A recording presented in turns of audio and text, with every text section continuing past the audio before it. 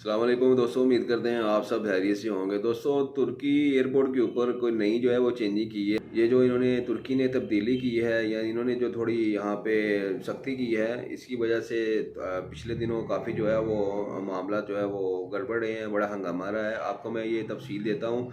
दोस्तों, बहुत से जो एशियन ममालिक के लोग थे ना, ये आगे ट्रैवल कर रहे थे, मैक्सिको की तरफ जाना चाह रहे थे। इनको वहाँ से ऑफलोड कर दिया गया। इनकी जो बोर्डिंग थी, इनको जो आगे इन्होंने ट्रैवल करना था, इनको ट्रैवल करने नहीं दिया गया। ज़्यादातर ये जो लोग इसके अंदर ऑफलोड किए गए थे, इन्होंने आगे मैक्सिको जाना था। मैक्सिको से आगे फिर इन्होंने मतबादल को रस्ते इख्तियार करते हुए गैरकानूनी तौर के ऊपर अमेरिका में दाखिल होना था। अच्छा, एक आपको ना यहाँ कपल जो है वो अपनी डिटेल बता रहा है, जिसके अंदर ये इनका नाम है सुल्ताना। इन्होंने अपना एक फर्जी नाम रखा हुआ है और साथ इनके जो है वो शोहर हैं।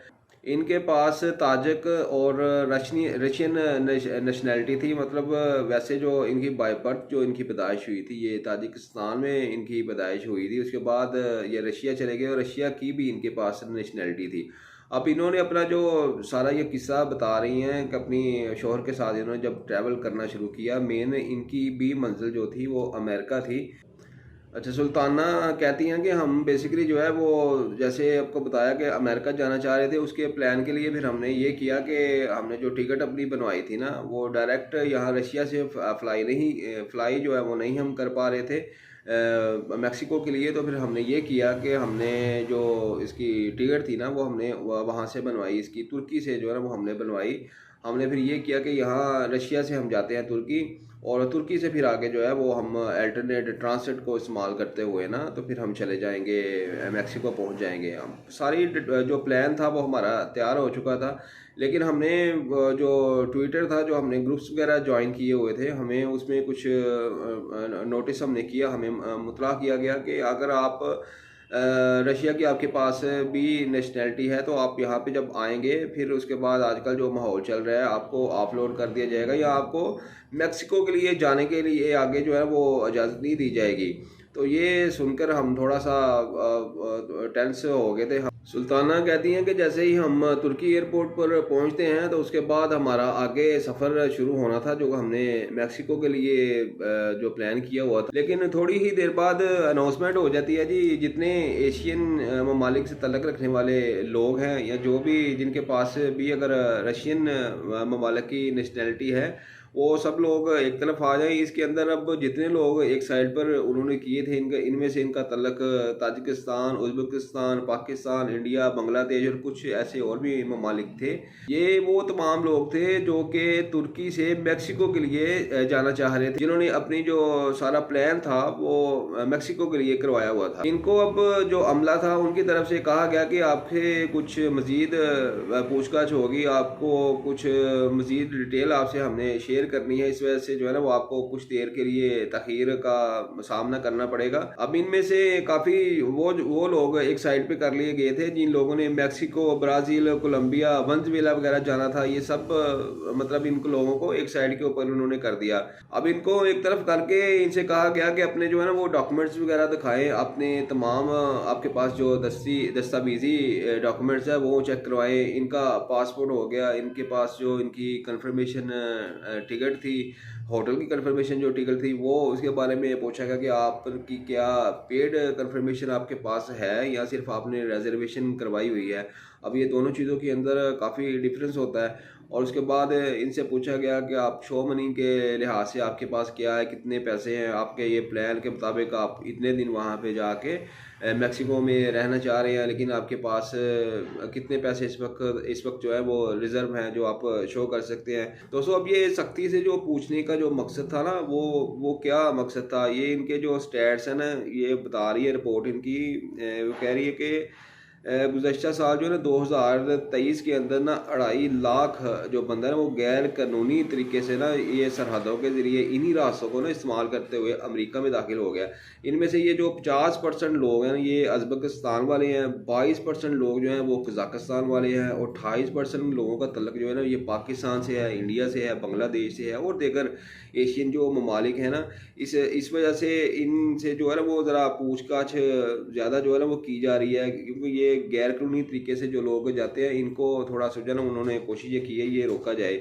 क्योंकि इतने बड़े पैमाने के ऊपर जब किसी भी मतलब मुल्क के अंदर गैरकानूनी लोग जो है वो दाखिल हो जाते हैं, तो इसलिए अब ये बेसिकली अमेरिका ने जो है थोड़ा सा एयरपोर्ट के ऊपर जो हमला है, जो मामलात होते हैं ये सारे मतलब इंतज़ामिया के पास, उनको थोड़ा सा जो है ना वो तब भी की हुई है कि इनको थोड़ा सा टाइट करो, मामलात को देखो कैसे जो है इतने लोग यहाँ पे जो है ना वो एंट्री करते जा रहे हैं।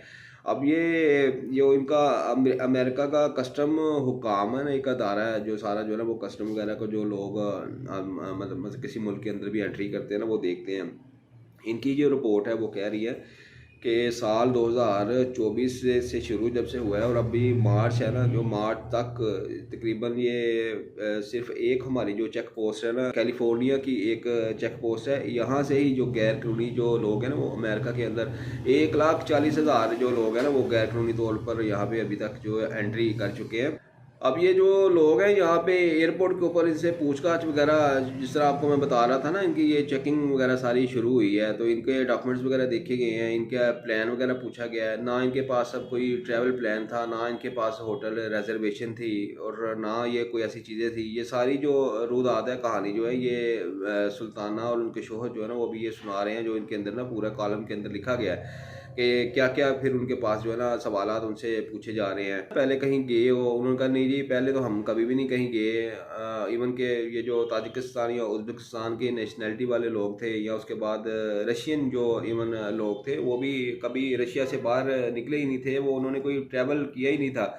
अब उसके बाद ये एयरपोर्ट के ऊपर ही बहुत सी खज्जल खराबी हो रही है। सारे जो लोग हैं वो जो उनको मतलब ऑफलोड किया गया था, अब $115 एक रात का वहाँ पे रेंट है। अगर आप किसी होटल के अंदर रहते हैं तुर्की के अंदर, इतना आसान और इतना मतलब सस्ता तो नहीं होता है। तो वो बहुत से लोगों ने वहाँ पे ही चदरें अपनी डाल के एयरपोर्ट के ऊपर अब बैठ गए हैं, और बड़ा जो है ना वो बदनज़मी का निज़ाम जो है वो देखना जो है ना वो पड़ गया। और अब जो जिन लोगों के पास जो टिकट वगैरह थी, अब जो लोग ऑफलोड हुए थे, अब इतनी देर के अंदर जहाज़ ने तो अपने मुकर्रर वक्त के बाद उसने उड़ना ही था। अब जो भी लोग उन्होंने मतलब शक की बिना के ऊपर, ये जिन लोगों के पास मैक्सिको जो लोग ये जाना चाह रहे थे उनके पास पूरे डॉक्यूमेंट्स वगैरह नहीं निकले हैं, उनको ऑफलोड किया है। और उसके बाद इनकी जो टिकट्स वगैरह भी थी, इन्होंने जिनके पास अगर रिटर्न टिकट भी थी, उनको भी वो मुकम्मल तौर पर सारी उनकी रिटर्न टिकट भी है वो भी ज़ाया हो गई, और सारा नुकसान ही देखना पड़ा है। सुल्ताना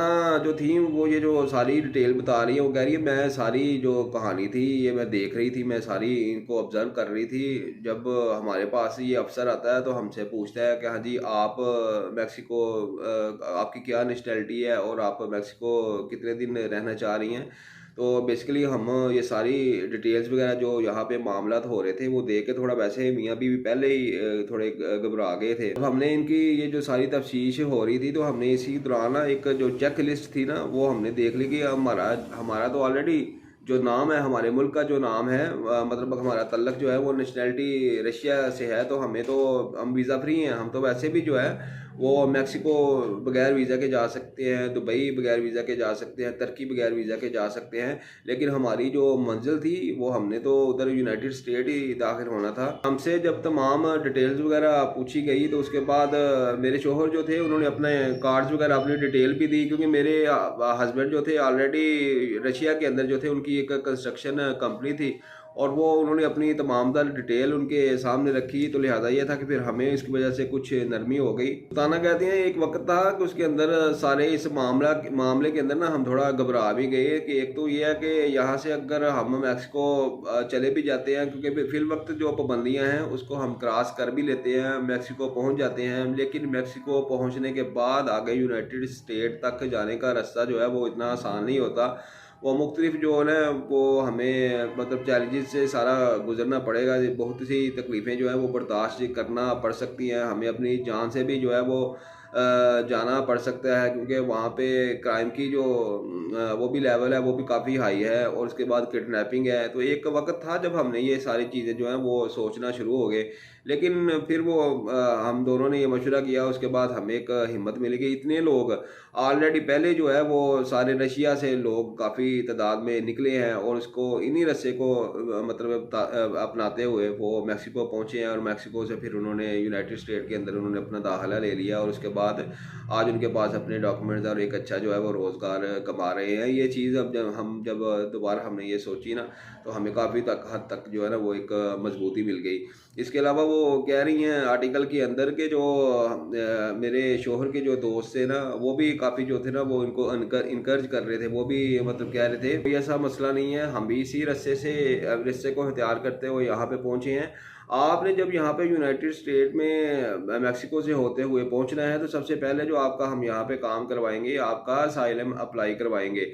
असाइलम जब आपका अप्लाई हो जाएगा तो उसके बाद ये होता है कि अगर थोड़ा इसमें टाइम लगता है, इन केस किसी वजह से ना आपका केस रिफ्यूज़ हो भी जाता है, तो हम दोबारा आपका असाइलम अप्लाई कर लेंगे। यूनाइटेड स्टेट का यूएसए का जो लॉ है ना, उसके लॉ के मुताबिक ये होता है कि अगर आपका असाइलम यहाँ पे अप्लाई हो गया हुआ है और उसी दौरान फिर आप यहाँ पे रहते हुए वर्क परमिट अप्लाई कर सकते हैं। यहाँ पे बाकायदा शहरी के तौर पर अपना जो जिम्मेदारी है, अपने काम जो है वो यहाँ पे कर सकते हैं। आपका हम वर्क परमिट अप्लाई कर देंगे, तो लिहाजा आपका उस तरफ केस वगैरह जो होगा वो लगा रहेगा, उसमें कुछ टाइम भी लग सकता है। उसके अलावा आप इंडिपेंडेंट हो के यहाँ पे जो है वो काम भी कर सकते हैं। तो ये सारी जो हिकमत अमली थी हमने ऑलरेडी पहले बना के रखी हुई थी। तो दोस्तों ये एक आर्टिकल अभी मेरी नज़रों के सामने से जो गुजरा था, ये कोई पुराना नहीं है, ये मार्च 2024 का ही आर्टिकल है, जिसके अंदर तमाम तर जो डिटेल्स है ना वो किस तरह एक रशियन नेशनल जो है वो मतलब तुर्की पहुंचते हैं और तुर्की के बाद वो मैक्सिको जाते हैं। मैक्सिको अभी उनके पास वीज़ा फ्री कंट्री है, उसमें उस वीज़ा नहीं चाहिए होता, लेकिन उसके बाद मतलब वहाँ पहुँचने के बाद उनकी क्या हिकमत अमली थी, किस तरह उन्होंने अपना जो मेन मकसद था यूनाइटेड स्टेट, किस तरह उन्होंने दाखिल होना था। मेरी सारी ये जो बात आपको बताने का मकसद ये है कि अगर हम पाकिस्तानी हैं और पाकिस्तान में रह रहे हैं, तो हमारे लिए कोई, मैं ज़ाती तौर पर अगर आपको बात बताऊं ना कि मतलब ये कोई इतना मुश्किल नहीं होता। सबसे आसान मैं ये समझता हूँ ये यूएसए का वीज़ा है। कुछ अगर आप अपनी हिकमत अमली कुछ तदबीर जो है उसको अपने डॉक्यूमेंट्स बना लें। अगर आप जॉब कर रहे हैं, जॉब के हवाले से अपने डॉक्यूमेंट्स की तरतीब को बेहतर कर लें। अगर आप बिज़नेस कर रहे हैं तो बिज़नेस के हवाले से अपने डॉक्यूमेंट्स की तरतीब को बेहतर बना लें। ये तकरीबन 2 4 6 महीने का सारा इसके अंदर आपकी एक मेहनत होती है। जब आप अपनी सारी चीज़ों को ट्रैक पे ले आते हैं, उसके बाद यह है कि वो कोई ऐसा मुश्किल नहीं है। आपका जो एम्बेसडर यहाँ पे पाकिस्तान में आके इस्लामाबाद में या कराची कौंसलेट के अंदर बैठा हुआ है ना, जिम्मेदारी है कि जो भी एप्लीकेंट हैं, चाहे वो पाकिस्तान से हैं या वो किसी भी मुल्क का, अगर वो एम्बेसडर उस मुल्क में बैठा हुआ है तो उसने उसकी जिम्मेदारी में है कि उसने जो है वो बात सुननी है। जब आप अपने डॉक्यूमेंट्स उसके सामने प्रेजेंट करते हैं ना, जी मैंने अमेरिका के अंदर मैंने जाना है, मैं एज ए विजिटर जाना चाह रहा हूँ, या मैं स्किल वर्कर के तौर पर जाना चाह रहा हूँ, या मैं पढ़ाई के लिए जाना चाह रहा हूँ। ये मुख्तलिफ जो होती है ना, ये कैटेगरीज होती हैं। इसके लिए सबसे पहले आपने करना क्या है, उसके बाद एक डिटेल्स वगैरह जो है वो सारी अपनी तैयार करवा लेनी है। अगर आप खुद कर सकते हैं तो आप खुद कर लें, अगर आप नहीं कर सकते तो आप किसी से करवा सकते हैं। हमसे अपनी डिटेल्स वगैरह जो वो बनवा सकते हैं। हम आपकी वीज़ा की किस तरह अपने आप को प्रेजेंट करना है एम्बेसी के अंदर, वो हम आपको बताएंगे। कौन से ऐसे क्वेश्चंस हैं जो एम्बेसडर आम तौर पर आपके प्रोफेशन के लिहाज से आपसे पूछता है, हम आपको उसकी तैयारी करवाएंगे। आपको जो अपॉइंटमेंट होगी एम्बेसी की वो आपको लेके देंगे। इसमें अगर आप चाह रहे हैं कि आपको रेगुलर के बजाय अर्ली कोई अपॉइंटमेंट वगैरह मिल जाए, कुछ अगर आपकी मसरूफियात हैं अपकमिंग डेज़ के अंदर, वो हम आपकी शेड्यूल करवा सकते हैं।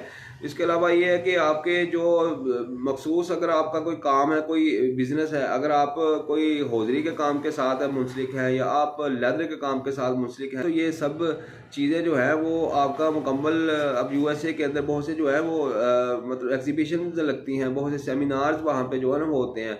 तो ये साल के अंदर मुख्तलिफ इनकी जो टाइमिंग होती है ना वो होते ही रहते हैं कि कभी हौजरी का हो गया, कभी सर्जिकल का हो गया, कभी मैजिक शो हो गया, कभी उसके बाद ये लेदर का हो गया, कभी फैशन का हो गया। अगर आप इस किसी भी अपना प्रोग्राम के अंदर अपनी शमूलियत करना चाह रहे हैं तो एक बाकायदा एक बेहतर तरीके के साथ जो है वो आपकी इसके अंदर शमूलियत हो सकती है। कोई आपको इस वीज़ा के अप्लाई करने के लिए कोई 40 50 70 80 लाख रुपया नहीं चाहिए होता। कोई ऐसे आपको करोड़ों रुपये ये नहीं चाहिए होते कि आपका वीज़ा इतने पैसे अगर आप लगाएंगे तो फिर ही आपको वीज़ा मिलेगा।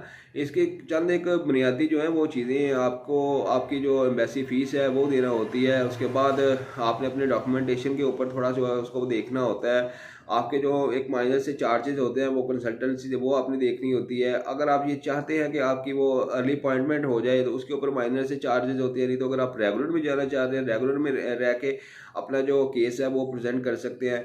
तो ये कुछ चीज़ों का सारा कम्बिनेशन होता है। इसको आप करके अगर साल में एक दफ़ा अगर टाइम निकाल के अपनी एप्लीकेशन को कर लेते हैं तो ये चंद हज़ारों के अंदर भी आप जो है ना वो लाखों करोड़ों वाला जो है ना वो सरमाया मेरे हिसाब से आप कमा सकते हैं और आपका कुछ लगना भी नहीं है।